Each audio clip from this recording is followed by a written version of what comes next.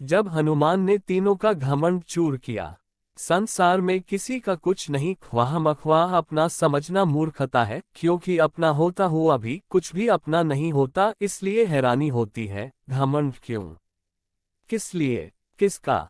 कुछ रुपये दान करने वाला यदि यह कहे कि उसने ऐसा किया है, तो उससे बड़ा मूर्ख और कोई नहीं। और ऐसे भी हैं जो हर महीने लाखों का दान करने हैं, लेकिन उसका जिक्र तक नहीं करते, न करने देते हैं। वास्तव में जरूरतमंद और पीड़ित की सहायता ही दान है, पुण्य है। ऐसे व्यक्ति पर सरस्वती की सदा कृपा होती है।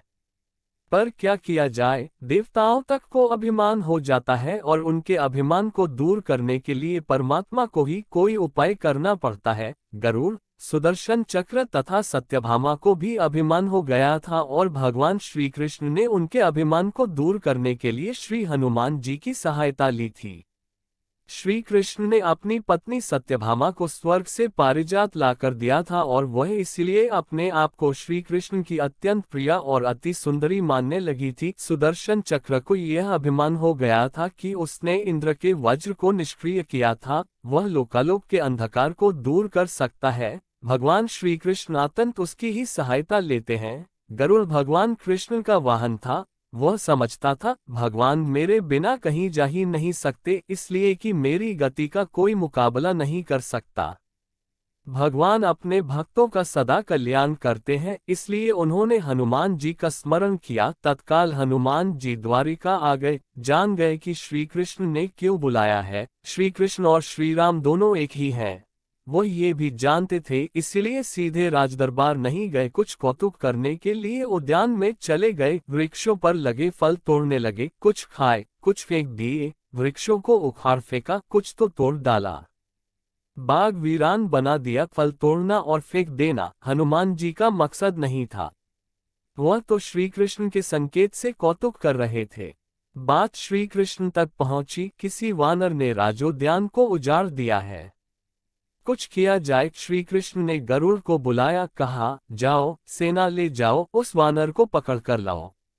गरुड़ ने कहा, प्रभु, एक मामूली वानर को पकड़ने के लिए सेना की क्या जरूरत है, मैं अकेला ही उससे मजा चखा दूंगा। कृष्ण मन ही मन मुस्करा दिए, जैसा तुम चाहो, लेकिन उसे रोको जाकर। वैंतेय गए, हनुमान जी को ललकारा, बाग क्यों उजाड़ रहे हो, फल क्यों तोड़ रहे हो, चलो, तुम्हें श्री कृष्ण बुला रहे हैं। हनुमान जी ने कहा, मैं किसी कृष्ण को नहीं जानता, मैं तो श्री राम का सेवक हूँ, जाओ कह दो मैं नहीं आऊंगा। गरुड़ क्रोधित होकर बोला, तुम नहीं चलोगे तो मैं तुम्हें पकड़कर ले जाऊंगा। हनुमान जी ने कोई उत्तर नहीं दिया। गरुड़ की अनदेखी कर वह फल तोड़ने रहे। गरुड़ को समझाया भी, वानर का काम फल तोड़ना और फेंकना है, मैं अपने स्वभाव के अनुसार ही कर रहा हूँ, मेरे काम में दखल न दो। क्यों झगड़ा मोल लेते हो, जाओ, मुझे आराम से फल खाने दो। गरुड़ नहीं माना। तब हनुमान जी ने अपनी पूंछ बढ़ाई और गरुड़ को दबोच लिया। उसका घमंड दूर करने के लिए कभी पूंछ को ढीला कर देते, गरुड़ कुछ सांस लेता, और जब कसते तो गरुड़ के मानो प्राण ही निकल रहे हो। हनुमान जी ने सोचा, भगवान का वाहन है, प्रहार भी नहीं कर सकता, लेकिन इसे सबक तो सिखाना ही होगा। पूंछ को एक झटका दिया और गरुड़ को दूर समुद्र में फेंक दिया। बड़ी मुश्किल से वह गरुड़ दरबार में पहुंचा। भगवान को बताया, वो कोई साधारण वानर नहीं है, मैं उसे पकड़कर नहीं ला सकता। भगवान मुस्कुरा दिए, सोचा गरुड़ का घमंड तो दूर हो गया, लेकिन अभी इसके वेग के घमंड को चूर करना है। श्री कृष्ण ने कहा, गरुड़, हनुमान श्री राम जी का भक्त है, इसलिए नहीं आया। यदि तुम कहते कि श्री राम ने बुलाया है, तो फौरन भागे चले आते। हनुमान अब मलय पर्वत पर चले गए हैं, तुम तेजी से जाओ और उससे कहना, श्री राम ने उन्हें बुलाया है, तुम तेज उड़ सकते हो, तुम्हारी गति बहुत है, उसे साथ ही ले आना।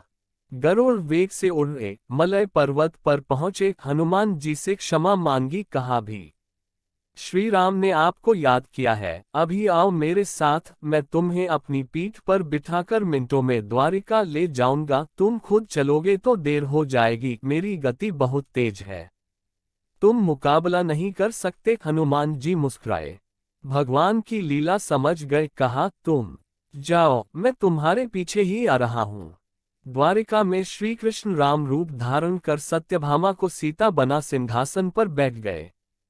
सुदर्शन चक्र को आदेश दिया, द्वार पर रहना, कोई बिना आज्ञा अंदर न आने पाए।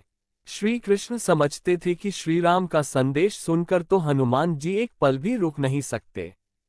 अभी आते ही होंगे। गरुड़ को तो हनुमान जी ने विदा कर दिया और स्वयं उससे भी तीव्र गति से उड़कर गरुड़ से पहले ही द्वारका पहुंच गए। दरबार के द्वार पर सुदर्शन ने उन्हें रोककर कहा, बिना आज्ञा अंदर जाने की मनाही है। जब श्री राम बुला रहे हो तो हनुमान जी विलंब सहन नहीं कर सकते। सुदर्शन को पकड़ा और मुंह में दबा लिया। अंदर गए। सिंहासन पर श्री राम और सीता जी बैठे थे। हनुमान जी समझ गए, श्री राम को प्रणाम किया और कहा, प्रभु, आने में देर तो नहीं हुई। साथ ही कहा, प्रभु माँ कहाँ है? आपके पास आज ये कौन दासी बैठी है? सत्यभामा ने सुना तो लज्जित हुई, क्योंकि वह समझती थी कि कृष्ण द्वारा पारिजात लाकर दिए जाने से वह सबसे सुंदर स्त्री बन गई है।